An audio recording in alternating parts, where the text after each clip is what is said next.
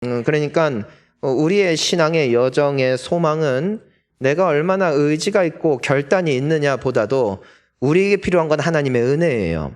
하나님이 은혜를 주시면은 내 마음속에 사모함이 일어나요. 하나님이 은혜 주시면 내 안에 열정도 회복돼요. 하나님의 은혜가 있으면 내 안에 믿음도 굳건해지고, 하나님의 은혜가 있으면은 만남의 복이 있고, 또한 하나님을 발견하여 알게 되어지는 지혜를 얻게 됩니다. 그러니까 우리 주님의 은혜가 필요하다는 것이에요.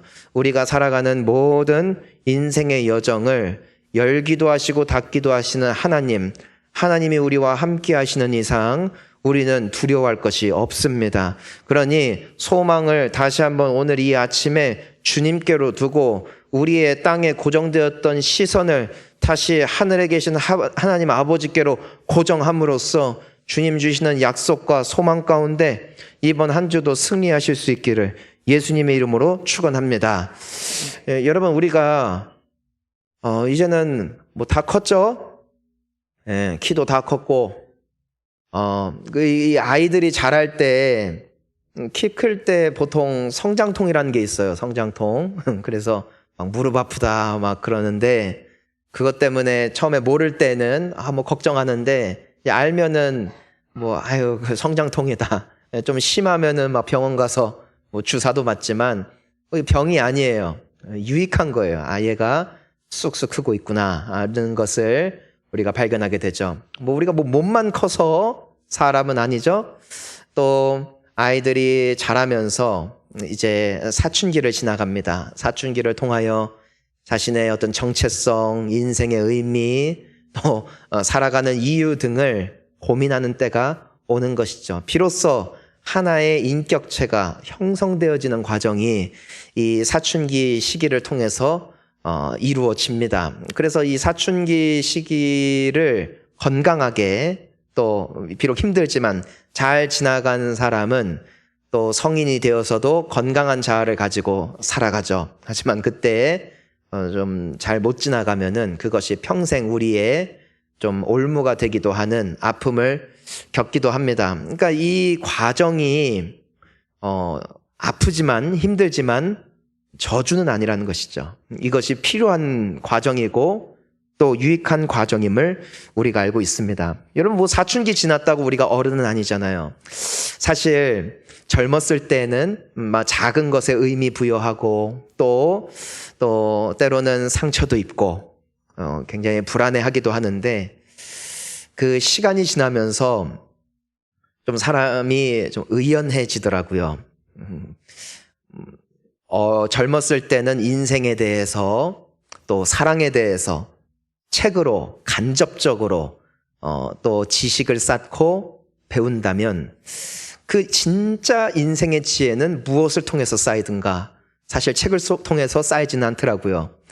실질적으로 내가 살아보면서, 고생하면서, 아이들 키워보면서, 또 여러 가지 과정들을 통해서 그 한 인생은 성숙해져 갑니다. 배운다고 배우는 것이 아니더라고요. 그래서 아들들은 보통 나이가 들면서 아버지를 이해하죠. 그리고 딸들은 나이가 들면서 어머니를 이해합니다. 왜 그렇습니까? 그들이 있었던 그 가장의 자리, 아버지의 자리에 아들이 설 때 비로소 아버지가 그래서 그랬구나 하고 이해가 되고, 특히나 이 모녀 관계는 출산을 통해서 굉장히 돈독해질 때가 많이 있어요. 아이를 직접 출산해 보면서 그 아픔의 시기, 또 아이를 뱃속에 품고 그 고생하면서 낳아 보니까 엄마가 이렇게 나를 낳았구나 라면서 굉장히 그 모녀 간의 관계가 또 회복되어지는 경우들을 많이 보게 됩니다. 비로소 부모의 사랑을 아는 거죠. 배움을 통해서가 아니라, 지식을 통해서가 아니라 이와 같은 과정을 통해서 우리는 조금씩 더 성장해 가는 것 같습니다. 여러분, 신앙생활도 굉장히 비슷해요. 우리가 하나님의 말씀을 알죠. 하나님은 늘 우리에게 말씀하시잖아요. 내가 너와 함께 하는 것이 가장 큰 복이다. 내 안에 거하라. 또 부르짖어라. 하나님은 우리에게 가르쳐 주세요. 그런데 안다고 꼭 하는 건 아닙니다. 뭐 언제 하는가, 언제 우리의 신앙이 그 지식으로 끝나지 아니하고 내 삶의 열매로 나타나는가, 연단을 지나가면서 그것이 연걸어 갑니다. 우리 모두는 고난의 세월을 지나가고 하나님께서는 그 고난의 시간을 허락하십니다.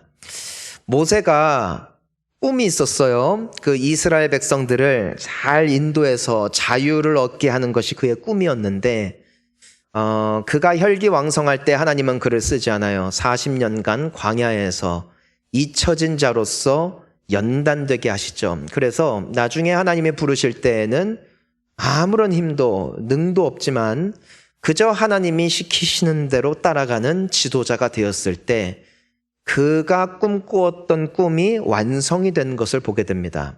그러니까 호기롭게 시작한다고 하여 하나님의 뜻을 이루는 것이 아니라 무엇을 통해 이루어졌다?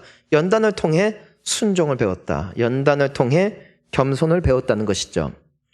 다윗 역시도 일평생 하나님을 떠나지 않을 수 있었던 이유가 무엇인가? 어려서부터 부모와 형제들에게 업신여김을 당하고 생명의 위협을 느끼며 도망자의 삶을 10년 이상 살아가고 한치 앞을 볼 수 없는 인생길 가운데 그는 비로소 하나님을 만나요. 여러분, 하나님은 언제 만나게 되는가? 내가 기댈 존재가 사라질 때, 내가 의지할 대상이 사라질 때 비로소 우리가 깨닫는 게 있어요. 마지막까지 내 곁을 지키실 분은 하나님밖에 없구나. 마지막까지 나의 기도의 소리에 그리고 나의 간구에 응답하실 분, 내가 비록 죄인 중에 괴수요 사람들이 업신여기는 삶을 살아간다 할지라도 마지막까지 나의 편을 들어주시는 분은 하나님이시구나라는 것은 내가 배운다고 하여 깨닫는 것이 아닙니다. 인생의 괴로움과 외로움과 버려짐을 겪어볼 때에 비로소 그 하나님을 내가 경험하게 되는 것이죠. 그렇게 우리의 신앙은 성장해 가는 것입니다. 그래서 시편 119편 71절에 보면은 이렇게 기록되고 있습니다. 함께 읽어보겠습니다. 고난 당한 것이 내게 유익이라 이로 말미암아 내가 주의 율례들을 배우게 되었나이다. 아멘. 주님의 율례를, 주님의 말씀을 알아요. 하지만 배운 건 고난을 통해서래요. 여러분, 기도는 언제 할까요? 기도하지 말라고 해도 기도할 때가 있어요. 고난의 때입니다. 자식이 죽어갈 때, 부모가 쓰러질 때, 사업이 망할 때, 극단적인 표현을 쓰는 것이지만 이와 같은 일들이 있을 때 적어도 하나님에 대한 인식이 있는 자들과 더불어 평소에 신은 없다라고 주창하는 사람들도 그 순간만큼은 신을 찾습니다. 즉 누군가가 기도하라고 떠밀어서가 아니라 나에게 신적 존재가 필요함을 인지하는 것이 인간의 본능이라는 것이고 그때의 우리의 신앙은 순수해집니다. 즉 직분 때문도 아니요, 봉사 때문도 아니요, 누군가의 강요 때문도 아니고 내가 자발적으로 하나님을 찾게 되어지고 하나님을 갈망하게 되어지는 그 날들이 있는데 그때는 평안한 때가 아니라 고난의 때라는 것이죠. 그래서 신앙의 그 위대했던 인물들은 한결같이 이 고난의 장을 통과한 사람들이고 그 과정을 통하여 하나님을 깊이 만난 사람들 때문에 그 이후의 삶에도 하나님을 버릴 수 없었던 것, 하나님을 떠날 수 없었던 것이 그 놀라운 간증과 그 기억들이 그 인생들 가운데 각인되어져 있기 때문이죠. 배움으로 된 것이 아니라는 것입니다. 신앙은 삶으로 주님이 우리에게 허락하여 주시는 연단의 과정을 통하여 우리의 인생 가운데 체득되는 것이에요. 때문에 이 시편 기자가 고백하는 것이죠. 고난당한 게 내게 유익이었다. 나로 하여금 주의 율례를 배우게 되었다. 사랑하는 성도님 여러분, 우리의 연단은 축복이요. 또한 우리를 성숙해 만드는 도구임을 믿으시기를 바랍니다. 요셉은 어려서부터 아버지 야곱에게 하나님에 대해서 배웠어요. 너는 아빠처럼 살지 마라. 아빠가 고생했다. 아빠도 내 마음대로 살아봤단다. 형의 장자권도 빼앗아 봤단다. 하지만 너무너무 고생했다. 네가 알지 않느냐. 그러니까 너는 하나님을 잘 믿어야 된다. 어려울 때 힘들 때뿐만이 아니라 너는 꼭 하나님을 잘 믿어야 된다. 이 야곱은 평생 고생을 많이 했고 지금은 환도뼈조차도 어긋난 상태에서 평생을 절름발이로 살았다고요. 그러면서 아버지 왜 절개되었습니까? 할 때 이 야곱은 자신의 아들들이, 자신의 후손들이 자기와 같은 실수하기를 원치 않았다고요. 그러니까 가르쳤단 말이에요. 하지만 요셉은 하나님을 찾지 않습니다.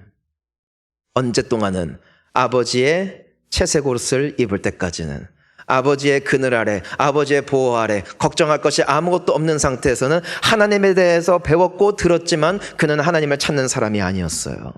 그러니까 그 인생의 결과가 무엇이었어요? 형들 고자질하고 눈치 없고 미움받고 어찌 보면 지도자가 되기에는 턱없이 부족해 보이는 인격을 가지고 있던 사람이 요셉이었고 그 이유는 요셉이 하나님을 찾는 인생이 아니었기 때문이에요. 그것은 요셉의 형들도 마찬가지죠. 아버지에게서 동일한 신앙교육을 받았음에도 불구하고 아버지의 그늘 아래에 있는 동안에 그냥 양치고 모든 것이 평안하고 그냥 태평성대를 이루고 있으니까 하나님을 찾을 이유를, 필요성을 느꼈다, 느끼지 못했다? 느끼지 못했다는 것이에요. 하지만 우리가 지난주에 함께 나누었던 말씀이 무엇이었습니까? 하나님께서 요셉과 함께 하심에 요셉의 삶이 형통하였더라. 자, 하나님께서 함께 하시는 인생이 누구라고 했어요? 하나님을 간절히 찾는 자. 즉 무슨 뜻이에요? 요셉이 비로소 여호와의 이름을 부르기 시작한 때가 언제부터였다? 형들로부터 애굽에 팔려나가는 그날. 처음에는 패닉 상태였겠죠. 처음 구덩이에 빠졌을 때 그는 공포에 떨었겠죠. 아직까지는 형들이 자기를 살려줄 수 있는 기회가 있다라고 생각을 했겠죠. 하지만 말도 통하지 않는 그 나라의 노예 신분으로서 손과 발이 묶여서 질질질 끌려갈 때 비로소 그는 깨닫게 된 것이에요. 나의 목소리를 들어줄 아빠도 나를 구해줄 형들도 존재하지 않는다. 비로소 그는 깨닫게 된 거예요. 이때가 내가 하나님을 찾을 때구나. 이때가 우리 아버지가 평생토록 나에게 가르쳐 주었던 바로 그때가 나에게도 온 것이구나. 그렇구나. 내가 하나님을 찾지 않았더니 내 인생이 이렇게 된 것이었구나. 지금이라도 나도 하나님을 붙잡으면은 나도 다시 살아날 수 있겠구나라는 작은 소망을 품고 그는 그때부터 비로소 하나님을 찾는 신앙인이 되었다라는 것이고, 그로 인하여 하나님이 함께 하시사 형통케 되어지는 복을 누리는 복된 삶이 되었음을 우리가 보게 되는 것이죠. 여러분 때문에 고난이 요셉에게 복이 되었다. 복이 되었다. 이 같은 하나님의 말씀을 이해했던 욥은 때문에 욥기 23장 10절에서 이와 같은 고백을 합니다. 우리 함께 읽습니다. 그러나 내가 가는 길을 그가 아시나니 그가 나를 단련하신 후에는 내가 순금같이 되어 나오리라. 아멘. 무엇을 통해 순금같이 되는 거예요? 단련하신 후에, 연단을 통해, 고난을 통해 요셉은 아름다운 청년으로 성장하기 시작했어요. 연단을 통해, 연단 자체가 복이었기 때문이 아니라 연단을 통해 하나님을 붙잡았기 때문에. 여러분, 우리 여기 앉아 계시는 모든 성도님들, 저를 포함하여 우리 모두는 간증이 있어요. 간증. 정말 인생에 치열했던 시기에 하나님밖에 바라볼 소망이 없었던 때가 우리 모두에게 있었다고요. 어느 누구도 나의 마음을 알아주지 못할 때 하나님만이 나의 마음을 알아주셨고, 어떠한 사람들의 위로도 나에게 힘이 되어주지 못할 때 하나님의 말씀보다 하나님 말씀처럼 꿀송이처럼 단 메시지가 나에게 없었던 때가 있어요. 누군가가 강요하지 않아도, 누군가가 권면하지 않아도 내가 자발적으로 하나님의 보좌를 사모하며 하나님의 임재를 사모하며 그분을 찾을 때가 있었다라는 것이에요. 언제? 고난의 때에. 그리고 그 과정이 우리에게 복이 되었다는 것이죠. 여러분, 놀라운 것은 이 모든 연단에는 끝이 있다. 끝이 있다. 동굴에는 출구가 없어요. 하지만 터널에는 출구가 있어요. 계속해서 어두운 길 같지만 거기에는 무엇이 있다? 끝이 있다. 하나님께서 우리에게 광야를 허락하시는 이유가 있어요. 연단을 허락하시는 이유가 있어요. 우리를 벌하시는 게 아니에요. 그 과정을 통해서 우리를 만나주기를 원하시는 것이죠. 왜요? 우리는 자발적으로 하나님을 찾는 존재가 아니기 때문에 하나님을 만나는 그 경험을 우리에게 허락하여 주심으로써 주님과의 친밀함을 회복하고 우리를 복된 존재 되게 하시기 위하여 오늘도 우리를 인도하시는 좋으신 하나님이심을 믿습니다. 요셉이 그냥 된 게 아니에요. 이 과정이 필요했다. 과정을 통해 하나님을 붙잡았다. 여러분, 힘든 것이 유익이 아니에요. 힘들 때 주님을 찾는 게 유익이에요. 어려울 때, 괴로울 때, 오늘 요즘에 정말 기도 제목이 많은 때란 말이에요. 경제적으로나 여러 아주 국가 내외적으로 너무 많은 문제들이 있을 때, 이것은 우리로 하여금 괴로운 시간 지나게 하시는 것뿐만이 아니라 이걸 통하여 우리로 하여금 하나님을 만나게 하는 기회가 되어질 줄 믿습니다. 그러니까 요셉도 끝이 있어요. 끝이. 계속 고생한 게 아니에요. 자, 우리 6절 말씀 함께 읽어보겠습니다. 시작. 주인이 그의 소유를 다 요셉의 손에 위탁하고 자기가 먹는 음식 외에는 간섭하지 아니하였더라. 요셉은 용모가 빼어나고 아름다웠더라. 아멘. 자, 요셉의 지금 이제 어떻게 됐어요? 그 괴로웠던 시절 지나가고 이제는 보디발의 집에서 총망받고 유능하고 또 믿을 만한 일꾼이 되었음을 우리가 보게 되는 것이에요. 여러분, 이것의 결과가 무엇이었다? 여호와께서 요셉과 함께 하시니에요. 그러니까 요셉이 잘생겼거나 어떤 말을 잘하거나 유능해서 된 게 아니라 여호와께서 함께 하시니 그의 삶이 형통케 되었다. 여러분, 형통한 인생 되시기를 주의 이름으로 축원합니다. 하는 일마다 잘 되시기를 주의 이름으로 축원합니다. 근데 그것을 내게 책임지라 말씀하지 않으신다고요. 형통케 하시는 분은 하나님이시고, 하나님은 누구를 형통케 하신다? 하나님이 함께 하시기만 하면은 우리가 구하는 대부분의 기도 제목들 있잖아요. 그 축복은요, 하나님의 임재하심 가운데 자석처럼 끌려오는 것이에요.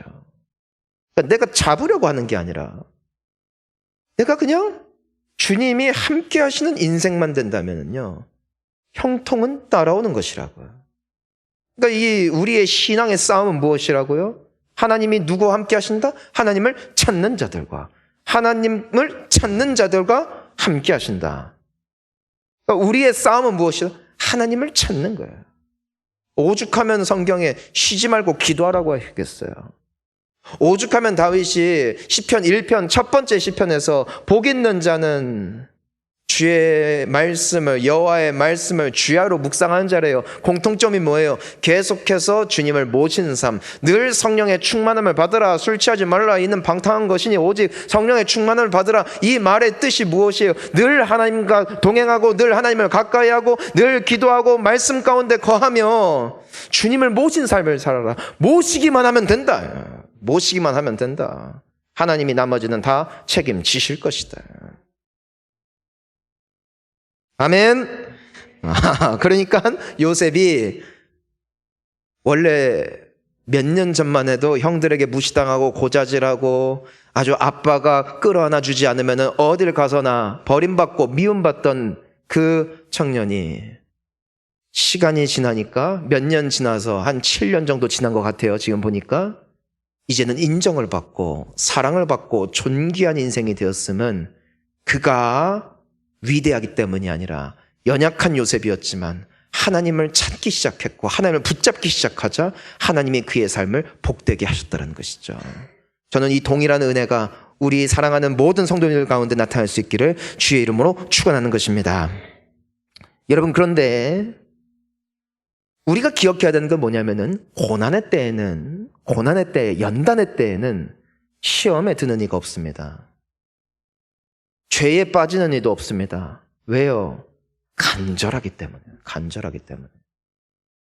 아니, 내가 지금 하루 벌어 하루 먹고 살기도 괴롭고 지금 이 한 생명이 죽느냐 사느냐를 놓고 싸우고 있는 가운데 유혹받을 게 뭐가 있어요? 시험에 들 게 뭐 있어요? 하나님 살려달라고 그냥 애걸복걸 기도할 수밖에 없는 순간들이 있다고요. 하지만 요셉의 삶이 이제 평안해지고 형통해지고 안정이 되어지자 무엇이 찾아오는가? 유혹이 찾아요. 유혹. 따라합니다. 유혹. 어떤 유혹인가? 자, 우리 7절 함께 읽어보겠습니다. 시작. 그 후에 그의 주인의 아내가 요셉에게 눈짓하다가 동침하기를 청하니. 자, 요셉은 적어도 이 형통함이 이루어질 때까지, 완성될 때까지 유혹이 없었어요. 어느 누구도 유혹을 하잖아요. 근데 이제는 인정받는 자리, 평안한 자리, 많은 사람들이 우러러보는 자리에 서게 되어지자 뭐가 오는 거예요? 죄의 유혹이 오는 거예요. 유혹이. 여러분, 죄가 뭘까? 우리는 보통 죄로 말미암은 결과를 놓고 죄라고 말하는데, 그러니까 뭐 누군가를 때렸다, 이게 죄가 아니라 예수님이 우리에게 가르쳐 주시는 건 뭐예요? 마음에 네가 음욕을 품었으면 너는 가늠한 자다. 네가 마음에 누군가를 미워했으면 너는 이미 살인한 자다. 무슨 뜻이에요? 죄의 결과, 죄의 행동은 어디서부터 시작된다? 마음에서부터 시작된다. 그러니까 죄의 시작은 어디부터 시작되는 거예요? 마음에서부터.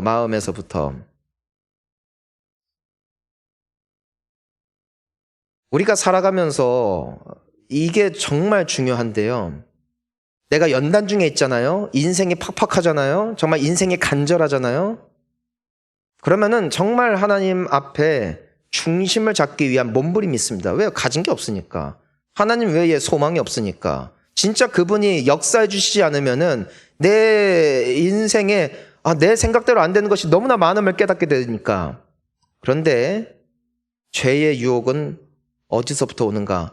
평안해지면서 내가 주님을 붙잡았던 고삐를 내려놓고 주님을 붙잡았던 간절함이 내려놔지고 또 모든 환경이 나를 지지하고 있기 때문에 이젠 괜찮다, 이제는 그렇게까지 간절할 필요가 없다에서부터 우리의 영혼에는, 우리의 마음에는 균열이 가기 시작하고 그 틈을 사탄은 절대로 놓치지 않습니다.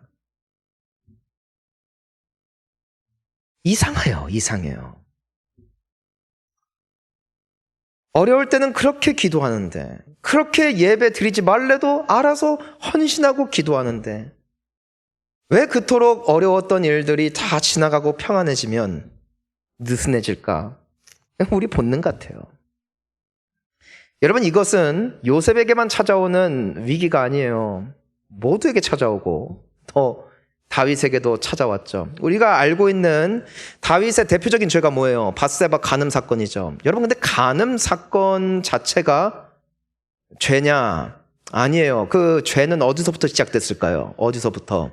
자, 우리 사무엘하 11장 2절 말씀 우리 함께 읽어보겠습니다. 시작. 저녁 때에 다윗이 왕궁 옥상에서 거닐다가 그곳에서 보니 한 여인이 목욕을 하는데 심히 아름다워 보이는지라. 아멘. 여러분, 죄는 어디서부터 시작된 것 같아요? 보세요. 다윗이 침상에서 일어났어요. 언제요? 언제 일어났어요? 저녁 때에. 보통 침대에서 언제 일어나요? 아침에 일어나요. 근데 저녁까지 뭐 한 거예요? 빈둥빈둥. 빈둥빈둥. 너무 편한 거야. 너무 편한 거. 근데 지금 어떤 때냐? 전쟁 때거든요. 전쟁. 자기 부하들은 다 나가서 전쟁하고 있어요. 원래 다윗은 항상 전장의 최전방에 섰던 사람이에요. 그리고 언제나 우림과 둠밈을 놓고 하나님 앞에 뜻을 구했다고요. 하나님 칠까요 말까요? 왜요? 자기 자신도 자신이 없으니까, 용기가 없으니까. 하나님이 지지 않으시면 망하는 것을 너무나 절감했기 때문에 전쟁을 할 때마다 매 순간순간마다 하나님의 뜻을 구하는 그 영적인 나사가 바짝 조여져 있었다고요. 하나님이 형통케 하셨잖아요. 그런데 그 부하들도 오랜 시간 함께 다윗과 전쟁을 그렇게 치르니까, 하나님을 의지하니까 백전백승이에요. 싸우는 병법을 익힌 거예요. 그러니까 이 부하들이 이젠 다윗 왕도 됐으니까 이제는 좀 채통도 지키시고 쉬십시오. 우리가 가서 싸우겠습니다. 처음에는 다윗이 얼마나 안절부절했겠어요. 하나님 앞에 기도했겠죠. 하나님, 저는 이제는 예전 같지 않고 또 국정 일을 돌볼 것이 많아서 직접 나가 싸우지는 못하지만 하나님, 저들과 함께 해주세요. 함께 해주세요. 이기고 왔네? 너무너무 기쁘잖아요. 하나님 감사합니다 했어요. 또 전쟁이 있잖아요. 전쟁은 끝이 없잖아요. 끝이. 또 나아가요. 하나님 처음만 잘 된 게 아니라 계속 잘 되게 해주세요. 얼마나 간절했겠어요. 또 이겼네. 5번, 10번 계속 이기네. 그러니까 원래는 밤잠 이루지 못하며 전장에 나가지는 못했어도 좌불안석으로 하나님 앞에 의지하고 기도했던 그 다윗이 이제는 뭐가 되는 거예요? 그 승리가, 그 형통함이 어떻게 됐다? 익숙해졌다. 그러니까 예전에는 은혜입니다, 주님이 하셨습니다 했던 게 당연한 거예요. 예전에는 내가 살아 숨쉬는 것 자체가 은혜임을 깨달았는데 이제는 다 숨쉬는데, 예전에는 내가 두 발로 걷게 되었다는 것 자체가 기적이었는데 다 걷는데, 그러니까 처음에는 아이가 태어날 때에 그냥 건강하게 태어난 것만으로도 그 자체가 기도 제목이고, 그래 이것만으로 감사합니다 했는데 나중에 아이가 크면서 그것만으로 감사하지 못하면 이 은혜를 잊어버리죠. 다윗이 이제는 나가도 걱정이 없어요. 왕이시여 다녀오겠습니다. 응, 갔다 와 하고 누워있는 거예요. 누워있는 가운데 예배는 없어요. 누워있는 가운데 기도는 없어요. 누워있는 가운데 하나님을 향한 간절한 신앙은 없어요. 그저 누워서 빈둥빈둥. 어느샌가 그의 마음의 끈이, 마음의 그 신앙의 나사가 하나님을 향한 간절함이 서서히 느슨해지기 시작했어요. 근데 너무 누워있으니까 허리가 아팠나 봐요. 너무 누워있으니까. 여러분, 눕는 것도 한두 시간이지. 계속 누워있으면 허리가 땡기잖아요. 그러니까 다윗이 야씨 못 있겠다 하고 산책이라도 좀 할까 나갔어요. 근데 한 여인이 목욕하는 걸 봤대요. 만약에 다윗이 정신이 바짝 쪼여있고 하나님을 바짝 붙어있으면은 그걸 보고 넘어갈 인물일까? 과연 이 밧세바만 예뻤을까? 예쁜 사람들이 그렇게 많아도 흔들리지 않았어요. 하지만 그가 그녀의 목욕하는 모습을 보고 음욕을 품게 되었던 것은 그 여인이 목욕을 하고 있었던 것이 발견되었기 때문이 아니죠. 그가 저녁 때에 침상에서 일어났더라. 여기 모든 게 담겨 있는 거예요. 여러분, 고난보다 연단보다 우리의 인생 가운데 더 큰 위기는 무엇인가? 평안이에요. 왜요? 평안할 때 인생은 하나님을 찾기를 거부하기 때문에, 힘들어하기 때문에. 그러니까 뭐 의무적으로 하는 거예요. 의무적으로. 간절함이 사라지는 거예요. 왜요? 다 됐으니까. 여러분, 이 신앙이라는 것은 기본이 있는데 그건 바로 하나님과 동행하는 거예요. 여러분, 결혼한 분들은 다 아시겠지만 결혼식 사진 때 울상으로 찍는 사진은 한 장도 없어요, 세상에. 모두가 행복해요. 하지만 더 중요한 거는 시작이 아니에요. 시작도 복되지만 그 시작할 때 환하게 서로를 바라봤던 그 사랑의 미소와 그 교제가 나이가 들어서도 이어지는 것이 더 큰 축복인 줄 우리는 압니다. 신앙을 시작하고 하나님을 만난 것은 큰 축복이에요. 하지만 거기서 끝나기가 쉽다는 것이죠. 더 큰 축복은 하나님을 향한 사랑과 하나님을 향한 열정이 세상 떠나는 그 날까지 이어지는 것이 복된 인생인 줄 믿습니다. 애써야 돼요. 애써야 돼요. 부부의 관계를 서로가 애써야 돼요. 대화를 위해서 애써야 되고 함께 시간을 보내기 위해서 애써야 되고 서로의 애정을 표현하기 위해서 애쓰지 않으면은요, 쇼윈도 부부밖에 안 돼요. 법적으로는 부부지만 실상은 이혼한 사람과 다를 바가 없는 삶을 살아가는 경우들이 얼마나 많냐고요. 여러분, 우리의 신앙이 그러기가 딱 좋다는 거예요. 하나님의 자녀가 맞죠. 교회를 다니죠. 그러니까 쇼윈도 신앙인이에요. 누가 봐도 교회를 다녀요. 누가 봐도 중직자예요. 하지만 심적으로는 하나님과 이혼한 사람들이 있다는 것이죠. 왜요? 평안하기 때문에.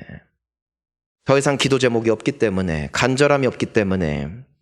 다윗의 무너짐은 거기에서부터 시작된 거였어요. 여러분, 여기서 우리가 볼 수 있는 것이 있습니다. 다윗은 원래 이런 사람이었다는 것이에요. 하지만 그의 인생이 왜 아름답게 비춰지는가? 그가 어려서부터 고생하면서 하나님을 찾을 때만큼 다윗의 삶이 빛날 때가 없었어요.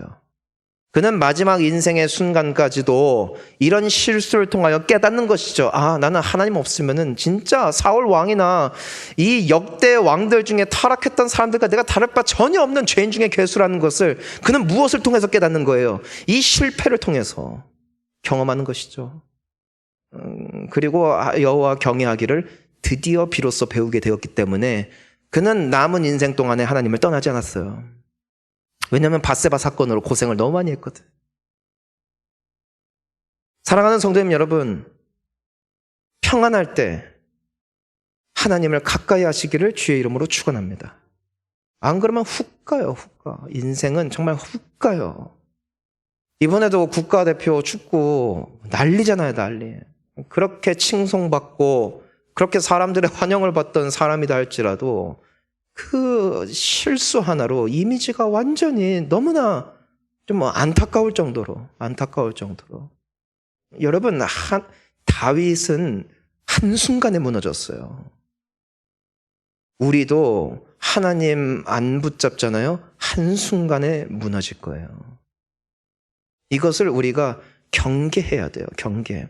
자, 그런데 우리 요셉을 봅시다. 자, 다윗 같은 경우는 누가 유혹도 안 했어요. 지 혼자 유혹에 빠진 거야. 근데 지금은 어떤 상황이에요? 대놓고 유혹하잖아요. 지금 요셉의 나이가 25살 정도라고요. 혈기왕성한 청년이라고요.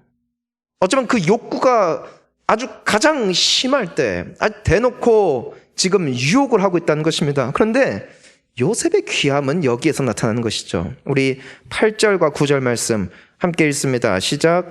요셉이 거절하며 자기 주인의 아내에게 이르되 내 주인이 집안의 모든 소유를 간섭하지 아니하고 다 내 손에 위탁하였으니 이 집에는 나보다 큰 이가 없으며 주인이 아무것도 내게 금하지 아니하였어도 금한 것은 당신뿐이니 당신은 그의 아내임이라. 그런즉 내가 어찌 이 큰 악을 행하여 뭐예요? 하나님께 죄를 지으리까? 아멘. 자, 지금 요셉의 영적인 상태를 보는 거예요.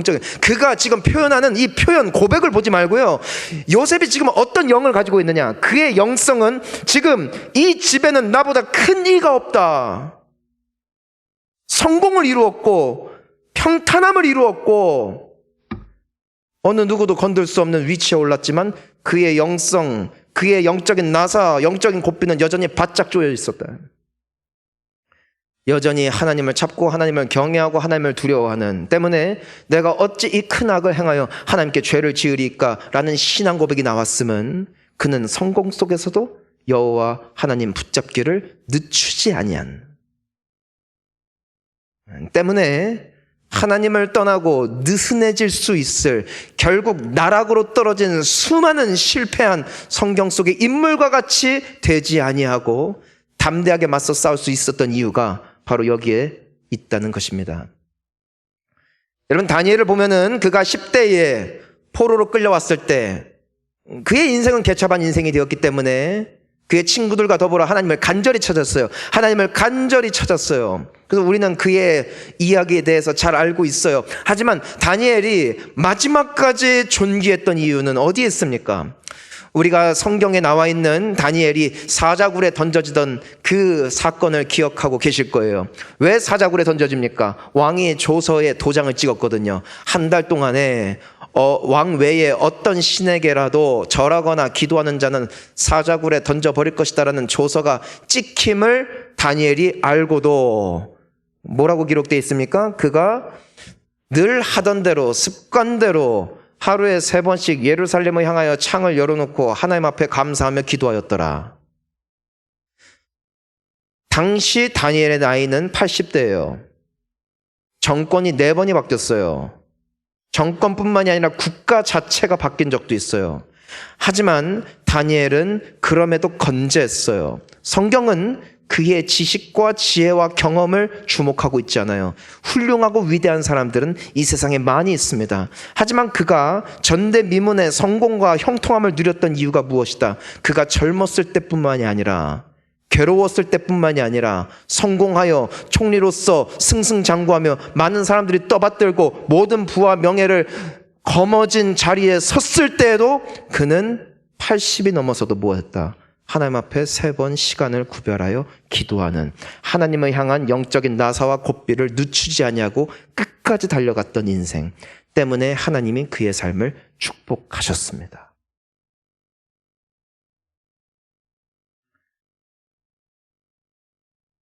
저는 우리의 잠자던 영혼이 오늘 요셉의 결단을 바라보며 다시 한번 깨어날 수 있기를 주의 이름으로 축원합니다.